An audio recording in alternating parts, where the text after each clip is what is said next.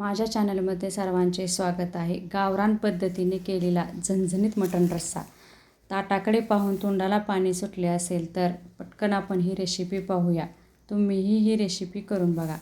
यासाठी लागणारे साहित्य: खोबरे, लसूण, अद्रक, कोथिंबीर, कांदा, टोमॅटो हे सर्व बारीक चिरून लालसर होईपर्यंत भाजून घ्यावे. नंतर ते खलबत्त्यामध्ये घालून बारीक करून घ्यावे. तुम्ही मिक्सरमध्येही बारीक करून घेऊ शकता. खलबत्त्यात काढलेले वाटण भाजीमध्ये छान लागते. ते चांगले बारीक करून घ्यावे.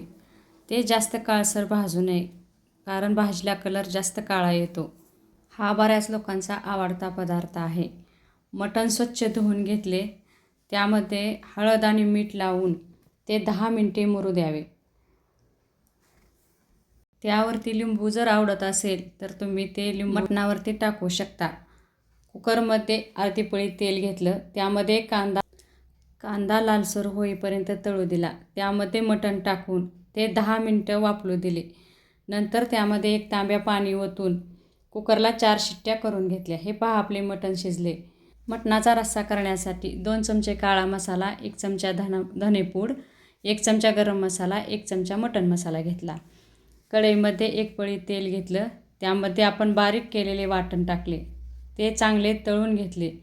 त्यामध्ये काळा मसाला, मटण मसाला, गरम मसाला आणि धनेपूड टाकून चांगले तेल सुटेपर्यंत तळून घेतले.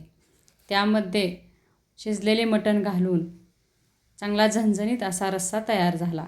हा पहा, आपला तयार झालेला रस्सा. तुम्हीही करून पहा.